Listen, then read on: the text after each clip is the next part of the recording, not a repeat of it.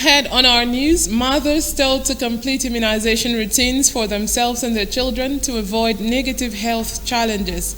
Senators and House of Representatives rise against terrorism, banditry, and killings in the country. Trump administration launches immigration crackdown in New Orleans.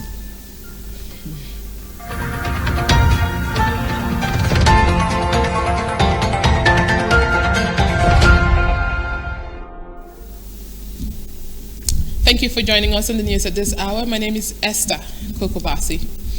Mothers have been charged to ensure that they complete immunization routines for their children, as well as themselves, to avoid negative health challenges during and after childbirth. Government House correspondent Itam Ekwe reports that the charge was given by the wife of the state governor, Bishop Ayowan Bassey Otu, during the annual flag-off ceremony of Maternal, Newborn and Child Health Week Round 2. The Cross River State Government has renewed its commitment to improving access towards essential health services for women, newborn, and children across the state. The renewed commitment comes as the state's primary healthcare development agency, in collaboration with the Ministry of Health and other partners, launched the biannual Maternal, Newborn, and Child Health Week in Calabar. The report. The exercise, which was flagged off by the wife of the governor, Bishop Ayowan Otu, is a strategic intervention aimed at reducing maternal and child deaths. The program, which runs from December 4 to December 8, 2025, will deliver a wide range of free, cost-effective, life-saving services to communities using both health facilities and mobile outreach posts to ensure no one is left behind. The services being offered include vitamin A supplementation, micronutrient distribution, intermittent preventive treatment in pregnancy, nutrition screening, family planning, birth weight registration, health education, HIV testing and counseling, and vaccination for children under age 9. Bishop Ayowan Otu urged families to fully utilize the services, stressing that these interventions are proving effective and essential in reducing maternal and child mortality. This week represents more than just a program. It is a demonstration of our pledge to safeguard the health and future of our mothers, newborns, and children under 5. These interventions are proven effective and essential approaches in reducing maternal and child mortality and morbidity in our state. The Commissioner for Health, Dr. Egbe Ayuk, and the Director General, Cross River State Primary Healthcare Development Agency, Dr. Vivian Otu, said the success of the week depends largely on community participation, calling on parents, caregivers, and adolescent girls aged 9 to be present at designated posts for health services. According to them, the state will roll out measles and rubella vaccines in February 2026 to prevent congenital complications and life-threatening conditions associated with the virus. What we are seeing here is to emphasize and re-emphasize the need for immunization, the need for vaccination amongst the target population of 0 to 59 months of age. This week is very important because we'll be giving out commodities that are safe, that are cheap, that are safe and are cost-effective to prevent certain illnesses in our pregnant women and under 5.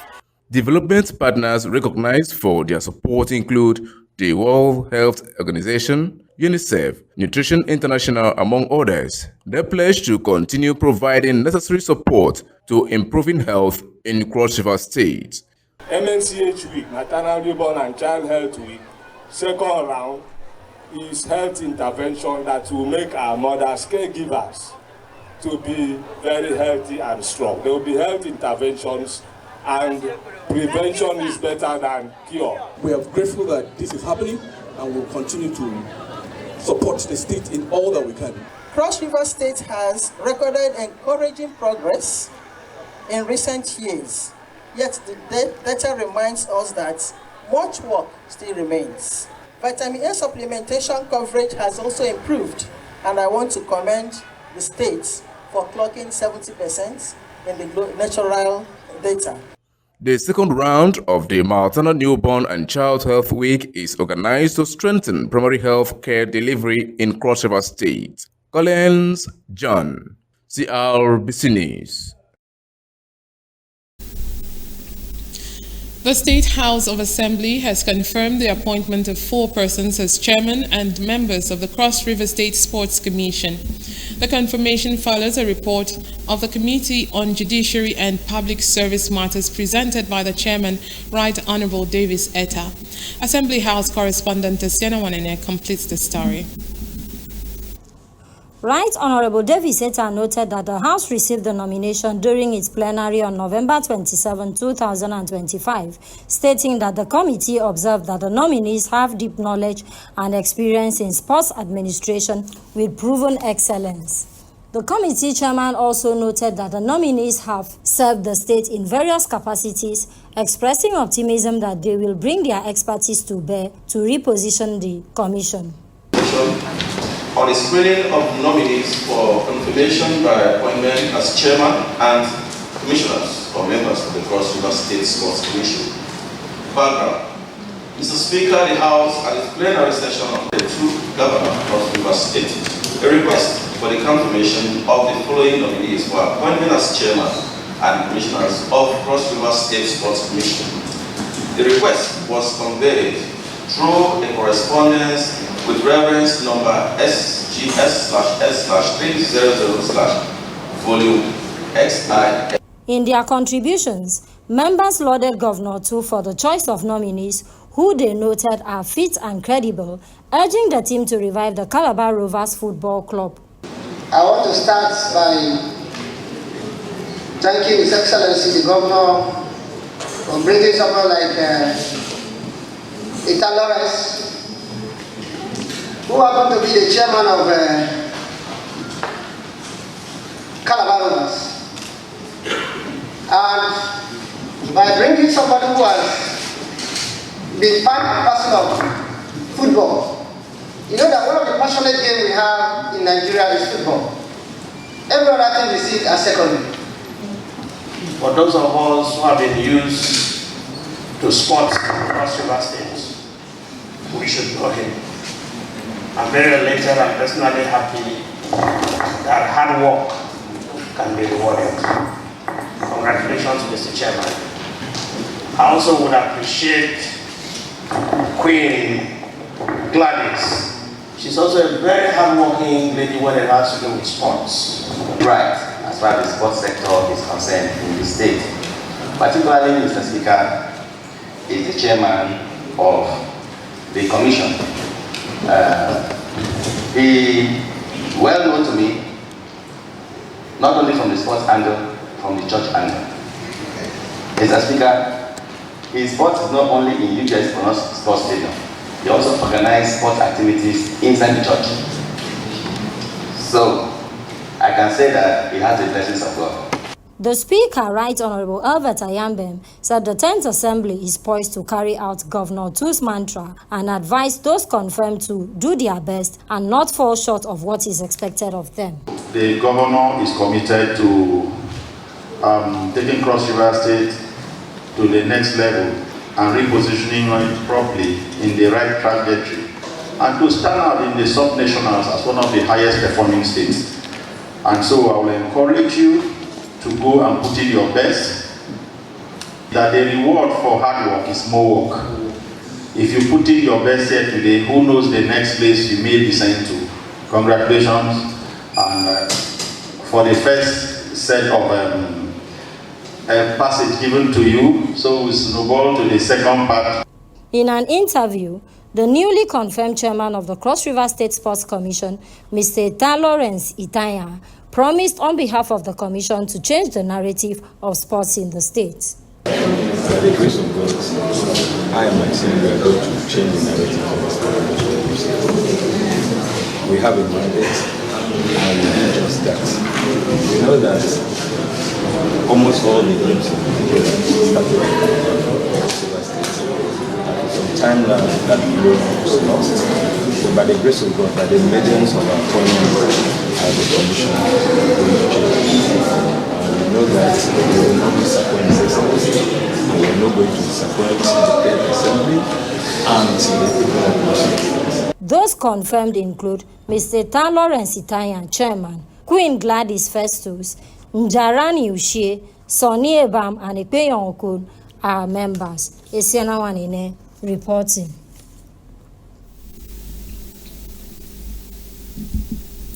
Some notable entrepreneurs in the state have received various categories of awards by the state government in collaboration with Cross River Microfinance and Enterprise Development Agency, NIDA, in Calabar. The event, which was the second edition of award ceremony known as the People First Enterprise, was to honor individuals and entrepreneurs that have made significant contributions in various fields in the state. Blessing Bassey completes the story.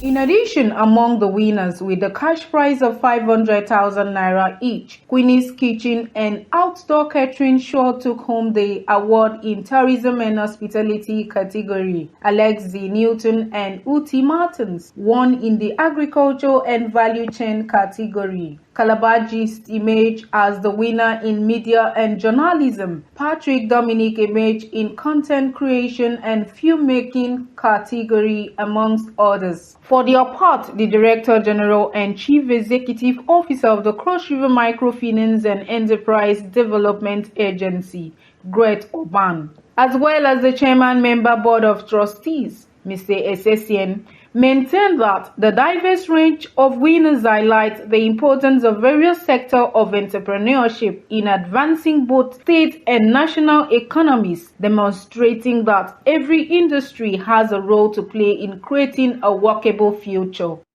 So we are gathered at the defining moment in the life of our state, under the leadership, the visionary leadership of His Excellency Senator Prince Bassey Otu.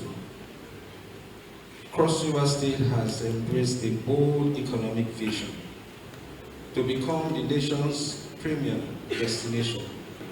His Excellency has always preached about the paradigm shift to ensure that we move from the private sector-driven economy to a more focused private partnership with those who are willing to partner with us in the state. Responding, some of the recipients expressed gratitude for the recognition they received. It has really been a long journey. You know, I started this project since 2013, and thank God, God has seen us worthy and recognized us, and we are here. We thank God. It all started with existing category, like I was among the existing, and when I saw my colleagues hit FM, I saw other top people, like till next year. Bro, till next year. That's what I was telling my colleagues, till next year, but well, to God who made it. I couldn't have done it alone. I want to say a very big thank you to everyone who voted from in and outside Nigeria. I want to say a very big thank you to everyone. Consistency, basically. Consistency and innovation, you know. You make mistakes, you learn, you relearn, unlearn, and just continue. But this is a proof that, look, whether you're in the party or not, the little things you're doing, the government takes cognizance of it, the people are saying, and then the government is saying, look, forget party lines, we're pushing you. Thank you so much. I'm grateful. In attendance, the Cross River State Governor, Senator Bassey Otu, represented by the Secretary to the State Governor, Professor Anthony Owan Eno, the wife of the Chief of Staff to the Governor, Associate Professor Virginia Ayonba, the Commissioner for Commerce, Chief Mrs. Abigail Duke, High Chief Higgins Peters, amongst other dignitaries. The event featured presentation of awards, dummy checks to the winners, music performances, and general merrymaking. For CRBC News, Blessing Bassey reporting.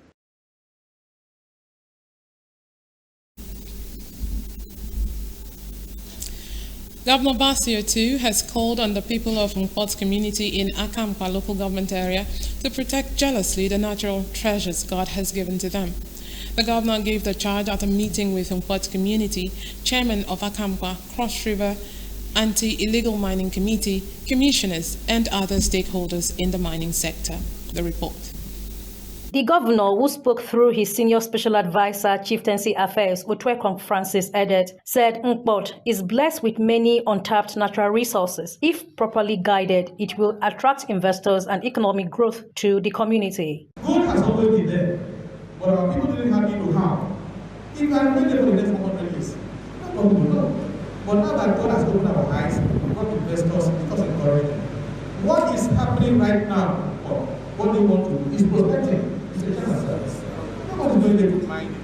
They're just doing it with prospect and see whether there's actually a commercial quantity of gold that can attract investors to come in there and mine so that it can benefit the community, benefit this government, both state and federal level. Addressing the Mkpot community, the chairman, Cross River Anti-Illegal Mining Committee, Prince Paul Effiong, thanked the governor for his passion towards protection of the state's natural resources against illegal miners. Prince Effiong assured the governor of the committee's willingness in making all the mining sites unsafe to illegal miners, saying the state is always ready to protect all legal investors who are willing to work in a suitable accord with government at all levels. According to him, the natural resources in Mkpot community, if properly utilized, will create jobs to thousands of sons and daughters of the community, provide social amenities, among others. So please, there is nothing here to hide. That is why we make it very open for everybody. That community, come with your security, come with your people, let me come to our own security. We work together and provide at least one goal back. That is the least we can bring out to the table to show the world that we have. Earlier, the chairman of Akankpa, Honorable Felix Akposi, and the representative of Mkpot community, Barrister Francis Anom, pledged their readiness to partner with government and investors that are willing to mine in their domain for the growth and development of the area. The mining activity has to do with the federal government and the community. The state government is here to partner with the federal government and so-called consultants so that they can now see a due process. I have seen that you said that Akankpa government is going to ask for people to give a consent to any person that wants a license in Mkpot to mine. Go to the north, any community you go to that have issues is mining related. And want to draft those number of persons to Mkpot community? How do we go about it? Sir, we feel pain. We feel pain. Like we said, we are here to partner with the government. We are here we seek partnership. We seek cooperation. We seek understanding. We are totally opposed to artisanal mining, sir. There were goodwill messages from the Commissioner of Local Government Affairs, Chief Felix Ndem, that of Livestock, Aquaculture and Fisheries Development, Ntufam Emmanuel Anom, that of Lands, Chief Francis Ekpeyong, mining consultants and security representatives. Mary Ogbo for CRBC News. This news comes to you on CRBC TV statewide. To achieve greatness, you must let go of old habits that could hold back your progress. The news continues in just a moment. Join us again. Oh yes, it's another Yuletide season. Another time to celebrate the children, to make merry and have fun. CRBC, your paradise station, is organizing Christmas Children's Party. Come Saturday, 6th of December 2025 at the Love Garden of the Corporation, IBB Way, Calabar. Time 12 p.m. Ticket 2,000 Naira only, with loads of fun and prizes to be won. Mommy and Daddy, what are you waiting for? Rush now to the marketing department of CRBC, IBB Way, Calabar, and buy your ticket. All happening under the distinguished chairmanship of Honorable Masido Bong, Chairman, Odupani Local Government Area. Mother of the Day, Dr. Mrs. Esther Chibong, SA and Focal Person, NSIP, Cross River State. For inquiries, call Onyata Sholuka on 0803-340-1525 or Ekawan Silva on 0806-546-5272. See you there.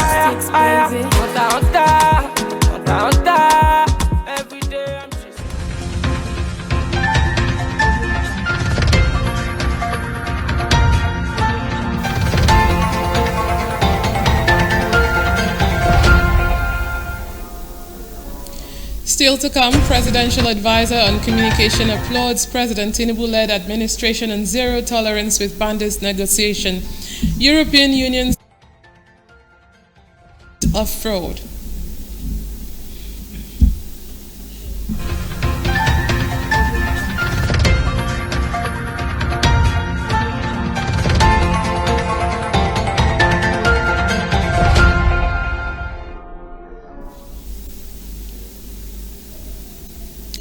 Many thanks for staying tuned. Now the rest of the news. To strengthen the battle against terrorism and banditry, the National Assembly yesterday proposed stiff penalties for kidnappings and other forms of violence. The measures include imposition of the death penalty on convicted kidnappers, financiers and informants, ban on ransom payments, stoppage of negotiation with terrorists, and classification of kidnapping as terrorism. The Senate took the headline stance against the worsening wave of kidnapping after the debate on a bill seeking to amend the Terrorism Prevention and Prohibition Act 2022. The purpose of the amendments is to designate kidnapping, hostage-taking, and related offenses as acts of terrorism. The amendment, sponsored by Senate Leader Okpeyemi Bamidele, also seeks to empower security agencies with expanded operational and intelligence tools to dismantle kidnapping networks nationwide. Also, the House of Representatives, which debated the security emergency, recommended that security expenditure should be placed on a first-line charge to guarantee predictable and timely funding. The House also passed a resolution that all approved security budgets must be fully and promptly disbursed. Still on the national scene, the federal government has charged governors to ensure that their economic reforms translated into clear, measurable improvements in the lives of Nigerians. This is just as the National Economic Council, NEC, approved 100 billion naira for rehabilitation of training institutions for the police and other security agencies in the country, subject to final ratification by President Bola Tinubu. Vice President Kashim Shettima, who threw the challenge at the NEC meeting in Abuja yesterday, noted that governance was meaningful only when citizens could feel its impact. While urging all tiers of government to focus on execution rather than rhetoric, Vice President Shettima said the era of policy without results must give way to governance defined by tangible outcomes in communities across the country. The Council, at its 154th meeting held virtually yesterday, approved 2.6 billion naira for consultancy services for rehabilitation of training institutions for police and other security agencies. Following the presentation by the chairman of the ad hoc committee on the rehabilitation of training institutions for police and other security agencies, Governor Peter Mba of Enugu State, Vice President Shettima, who is also the chairman of NEC, reaffirmed the commitment of government to address the situation. The Independent National Electoral Commission has concluded the first quarter of its nationwide continuous voter registration exercise, paving the way for the public review of the voter register. The first phase of the exercise, which began with online pre-registration on August 18, 2025, and was followed by in-person registration across all 774 local government areas and the Federal Capital Territory, is expected to formally end on Wednesday, December 10. The announcement was made in a statement issued yesterday by the Commission's Director of Voter Education and Publicity, Victoria Etta Messi. INEC urged all registrants, especially those who updated or transferred their voter information, to use the review period to verify their details and file any objections as needed. The review, scheduled from December 15 to 21st, 2025, will take place at local government offices across the country, in line with Section 19 of the Electoral Act 2022. According to INEC, a total of 9,891,801 online pre-registrations were recorded nationwide by the end of the 13th week of the exercise. The Commission noted that registration in Anambra State and the Federal Capital Territory remains suspended due to ongoing electoral activities, with new dates to be announced later. Meanwhile, the second phase of the CVR is scheduled to resume on January 5, 2026, in accordance with the earlier timetable. To foreign news now, the United States Department of Homeland Security yesterday launched an immigration crackdown in New Orleans, the latest Democratic-run city to be targeted by the Trump administration. DHS Secretary Christy Noam, said immigration and customs enforcement agents will remove the worst of the worst from New Orleans, Louisiana, after the city's sanctuary politicians have ignored the rule of law.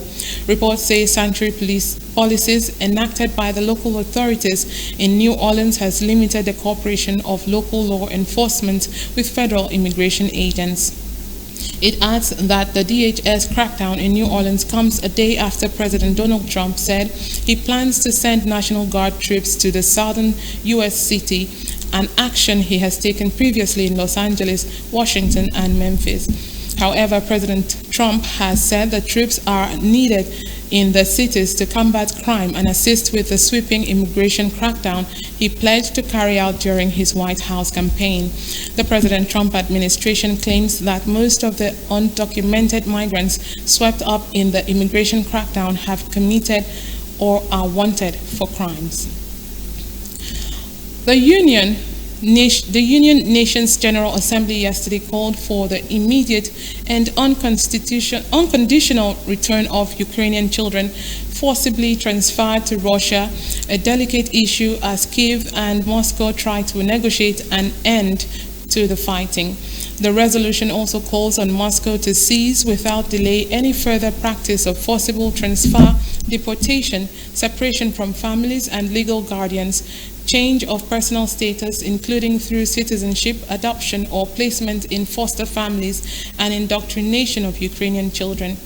Reports say Ukraine has accused Russia of abducting at least 20,000 Ukrainian children since the start of the conflict in February 2022. Ukraine's Deputy Foreign Minister Mariana Besta, however, said Russia was responsible for the latest state abduction operations in history. Besta said there will be no just peace in Ukraine without the immediate unconditional return of the children back home from the podium before the vote. While Russia admits that some children were taken from combat zones for their own protection, Moscow's Deputy UN Envoy Maria slammed the resolution as full of mendacious accusations. Meanwhile, the vote in the UN General Assembly came as the United States, which voted for the resolution, tries to get both Russia and Ukraine to agree to its plan to end the war. Nigeria and African internationals preparing for the 2025 Africa Cup of Nations will remain with their clubs for an extra week after FIFA confirmed that players will now be released not later than December 15, easing concerns across European leagues. The ruling means Super Eagles stars such as Victor Osimhen, Ademola Lookman, Samuel Chukwueze, Alex Iwobi, Calvin Bassey, and others expected at the tournament in Morocco will be available for club duties deeper into the festive fixture schedule. Before yesterday's announcements, team faced the prospect of losing their African players as early as December 8, a scenario that had drawn complaints from several European sides. In its statement obtained by our correspondent, FIFA said the adjustment followed fruitful consultations with key stakeholders, noting that CAF showed the spirit of solidarity in agreeing to push the release date back by a week. The global body also urged national associations and clubs to hold good faith bilateral discussions to ease potential friction over players' availability.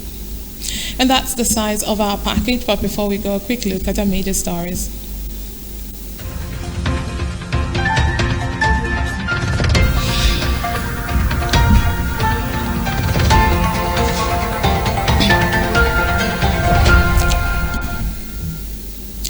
On the news this afternoon, we informed you that mothers have been charged to ensure that they complete immunization routines for their children, as well as themselves, to avoid negative health challenges during and after childbirth. We also brought you news that to strengthen the battle against terrorism and banditry, the National Assembly yesterday proposed stiff penalties for kidnappings and other forms of violence. And on the foreign scene, we reported that the United States Department of Homeland Security yesterday launched an immigration crackdown in New Orleans, the latest Democratic-run city to be targeted by Trump's administration.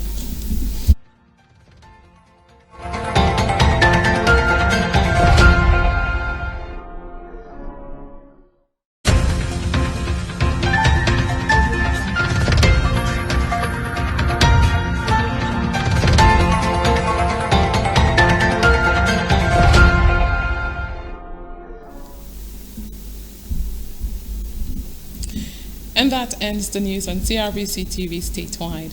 To achieve greatness, you must let go of old habits that could hold back your progress. For updates and engagements, follow us on our official social media platforms: Facebook, CRBC X, formerly Twitter, Instagram, and TikTok at CRBC Online_, YouTube at CRBC New Media, WhatsApp 0903-778-7474. You can also watch CRBC Live on your mobile device. Go to Play Store on your Android or App Store on your iPhones to download Nigeria TV app. Install and search for CRBC. Do a blind scan on your free-to-air decoder to have CRBC as one of the channels. And that's the news read to you by Esther Kokobasi. God bless Nigeria.